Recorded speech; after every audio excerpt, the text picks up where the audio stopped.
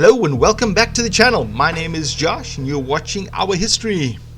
Today we're continuing with our series on Paul Kruger and running into diamonds and deputations under Burghers. Burghers busied himself attempting to modernize the South African Republic along European lines, hoping to set in motion a process that would lead to a united, independent South Africa. Finding Boer officialdom inadequate, he imported ministers and civil servants en masse from the Netherlands. His ascent to the presidency came shortly after the realization that the Boer republics might stand on land of immense mineral wealth. Diamonds had been discovered in Griquas territory, just north of the Orange River, on the western edge of the Free State, arousing the interest of Britain and other countries. Mostly British settlers, referred to by the Boers as Uitlanders or Outlanders, were flooding into the region. Britain began to pursue federation, at that time often referred to as a confederation, of Boer republics with the Cape and Natal, and in 1873, over Boer objections, annexed the area surrounding the huge diamond mine at Kimberley, dubbing it Griqualand West. Some doppers preferred to embark on another trek northwest across the Kalahari Desert towards Angola, rather than live under Burghers. This became the Deutschland Trek of 1874. The immigrants asked Kruger to lead the way, but he refused to take part. In September 1874, following a long delay calling the Volksraad due to sickness, Burghers proposed a railway to Delgoa Bay and said he would go to Europe and raise the necessary funds. By the time he left in February 1875, opposition pressure had brought about an amendment to bring religious instruction back into school hours, and Kruger had been restored to the Executive Council. In 1876, hostilities broke out with the Bapedi people under Sekhukhune.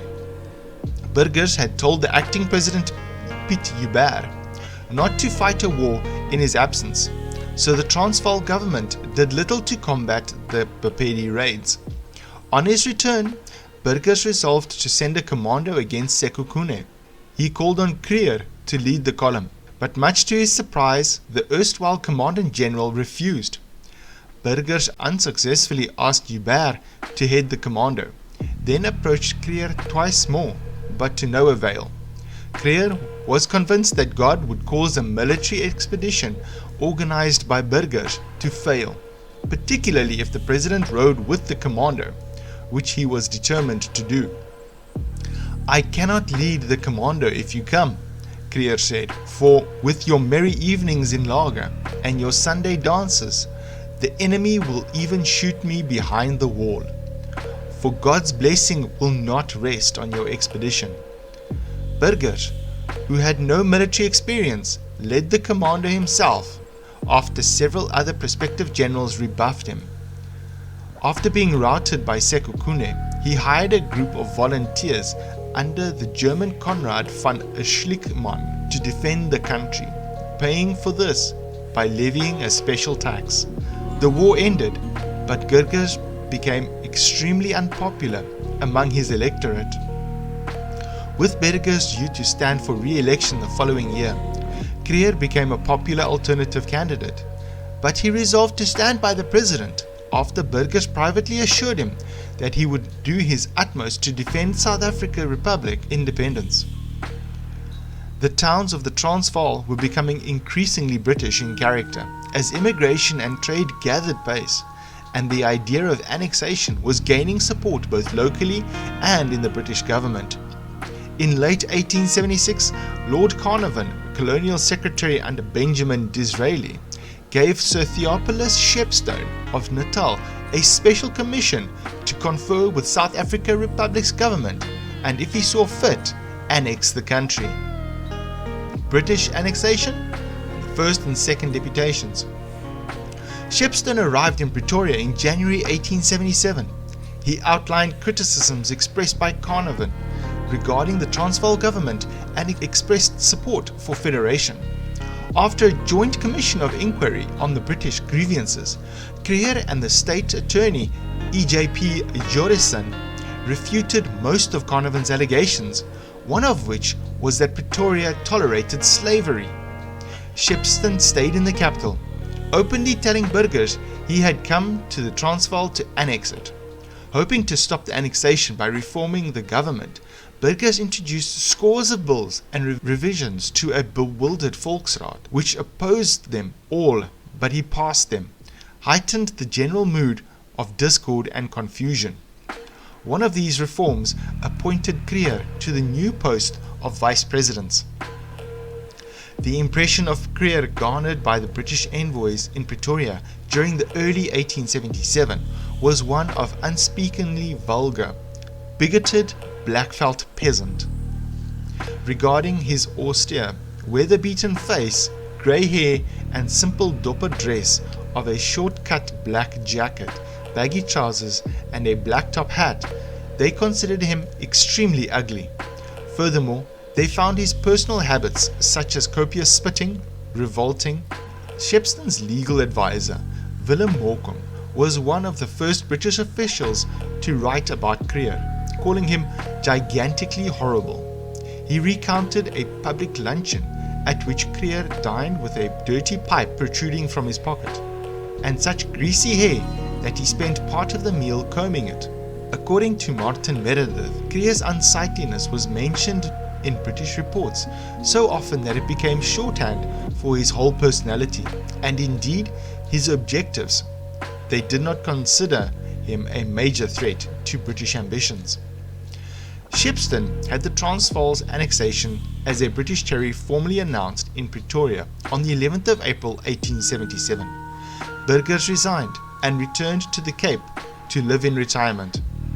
His last act as president was to pronounce the government's decision to send a deputation, headed by Kruger and Jorison, to London to make an official protest. He exhorted the Burghers not to attempt any kind of resistance to the British until these diplomats returned. Jorison, one of the Dutch officials recently imported by Burghers, was included at Kruger's request because of his wide knowledge of European languages. Kruger was not confident in his English. A second Dutchman, Willem Eduard Bork, accompanied them as secretary. They left in May 1877, travelling first to Bloemfontein to confer with the Free State government and then on to Kimberley and Worcester, where the 51-year-old Kruger boarded a train for the first time in his life.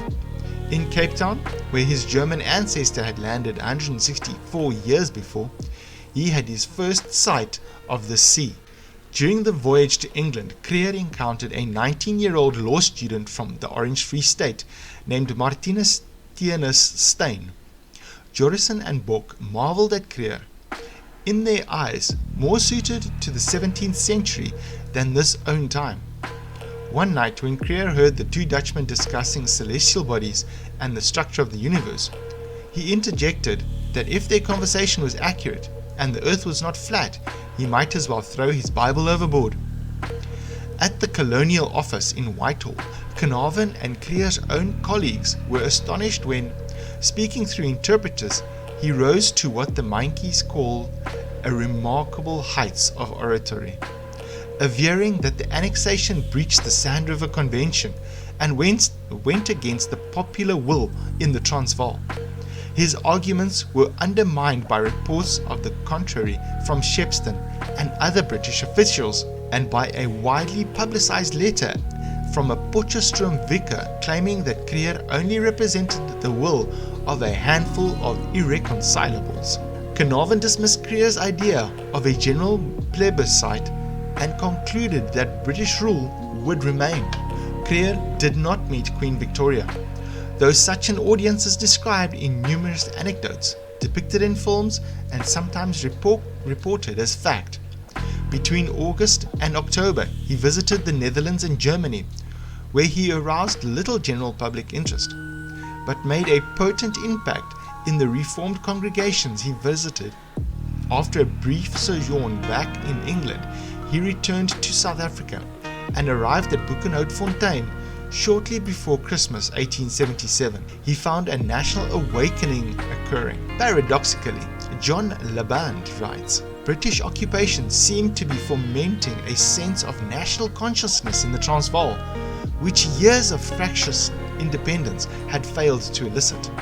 When Kruger revisited Pretoria in January 1878, he was greeted by a procession that took him to a mass gathering in Church Square. Attempting to stir up the crowd, Kruger said that since Carnarvon had told him the annexation would not be revoked, he could not see what more they could do. The gambit worked. Burghers began shouting that they would sooner die fighting for their country than submit to the British. According to Meintjes, Kruger was not particularly anti-British. He thought the British had made a mistake and would rectify the situation if this could be proven to them. After conducting a poll through a former Republican infrastructure, 587 signed in favor of the annexation and 6,591 against. He organized a second deputation to London, made up of himself and Wolvaardt, with Bok again serving as secretary. The envoys met the British High Commissioner in Cape Town, Sir Bartle Frere, and arrived in London on the 29th of June 1878 to find a censorious letter from Shepstone waiting for them, along with the communication that since Kruger was agitating against the government, he had been dismissed from the Executive Council. Carnarvon had been succeeded as Colonial Secretary by Sir Michael Hicks Beach, who received the deputation coldly. After Bok gave a lengthy opening declaration, Hicks Beach muttered, "Have you ever heard of an instance where the British Lion has ever given up anything on which he has set his paw?" Kruger retorted, "Yes, the Orange Free State."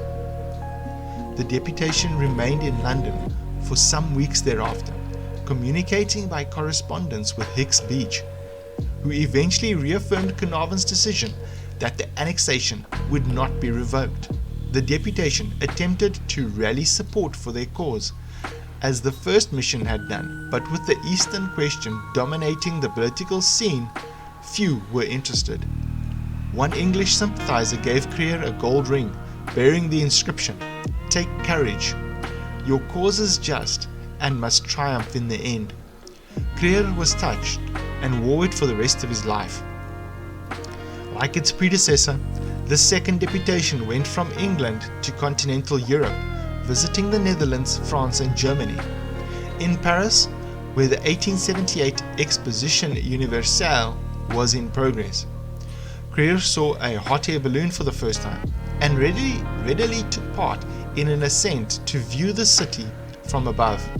High up in the air, he recalled, "I jestingly asked the aeronaut, as we had gone so far, to take me all the way home. The pilot asked who Kruger was, and on their descent gave him a medal to remind me of my journey through the air."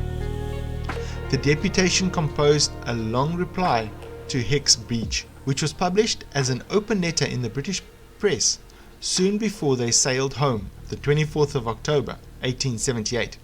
Unless the annexation were revoked, the letter stated, the Transvaal Boers would not cooperate regarding federation.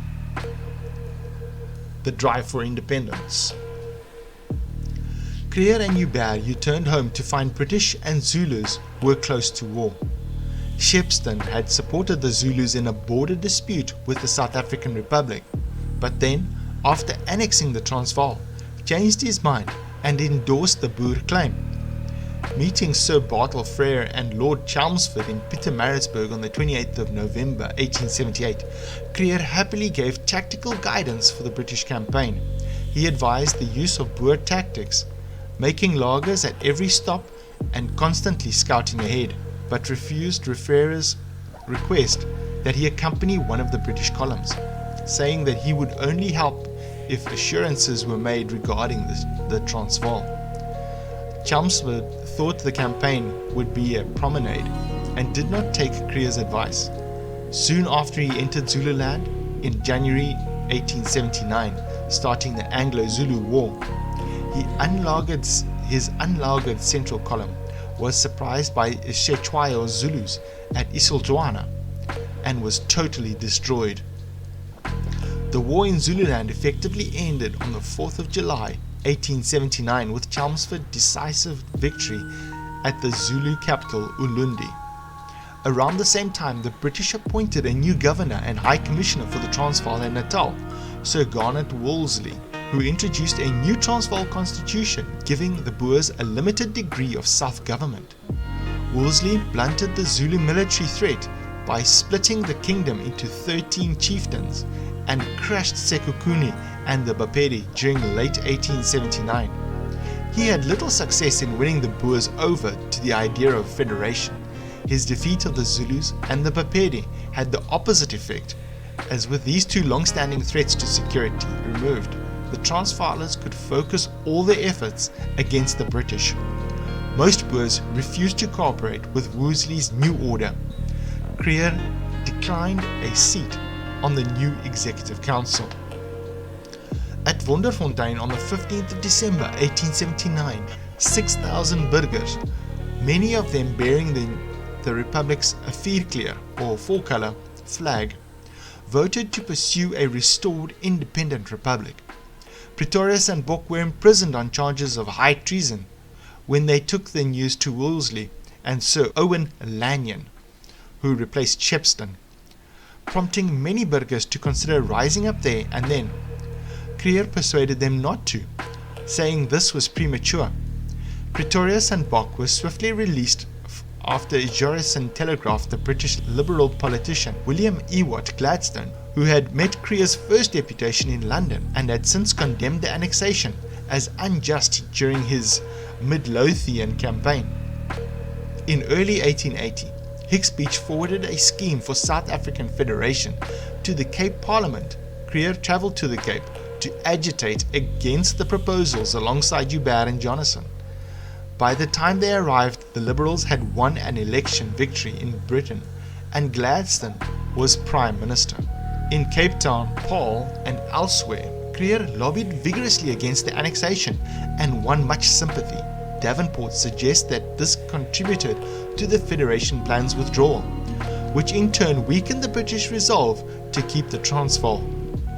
Kruger and Joubert wrote to Gladstone asking him to restore the South African Republic's independence, but to their astonishment, the Prime Minister replied on the June 1880 that he feared withdrawing from the Transvaal might lead to chaos across South Africa. Kruger concluded that they had done all they could do to regain independence peacefully, and over the following months the Transvaal burghers prepared for rebellion. Wolseley was replaced as governor and high commissioner by Sir George Pomeroy Colley. In the last months of 1880, Lanyon began to pursue tax payments from burghers who were in arrears. Piet Cronje, a farmer in Potchefstroom district, gave his local landlords a written statement that the burghers would pay taxes to their legal government, that of the South African Republic, but not to the British usurper administration. Kruger and Cronje knew each other, and the writer Johann Frederik van Oort, who was acquainted with them both, suggested that Kruger may have had a hand in this, and what followed. In November, when the British authorities in Potchefstroom were about to auction off a burgher's wagon that had been seized amid a tax dispute, Cronje and a group of armed Boers intervened, overcame the presiding officers, and reclaimed the wagon. On hearing of this from Cronje, Kruger had told Joubert, "I can no longer restrain the people, and the English government is entirely responsible for the present state of things." Starting on the 8th of December 1880 at Paardekraal, a farm in the southwest of Pretoria, 10,000 Boers congregated, the largest recording meeting of white people in South Africa up to that time. "I stand here before you," Kruger declared, "called by the people, in the voice of the people. I have heard the voice of God, the King of nations, and I obey." He announced the fulfillment of the decision taken at Wonderfontein the previous year to restore the South African Republic government and Volksraad.